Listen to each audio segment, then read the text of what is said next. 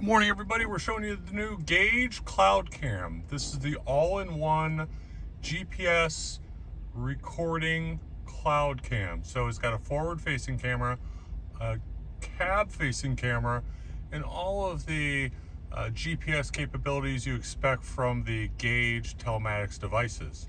And this reports up into the Gauge Smart Hub. So here you'll see we've got our miles per hour.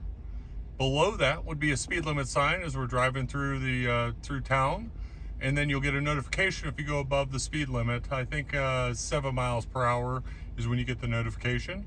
And then next to it we've got the clock and the fuel gauge.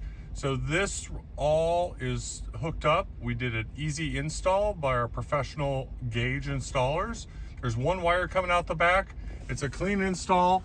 It does not get in the way of your field of view, and you can have this today. We've got them in stock, ready to go. If you're interested in learning more, please visit us at gaugecorp.com or call our headquarters. Thank you very much. We'll leave a link in the description. Bye-bye.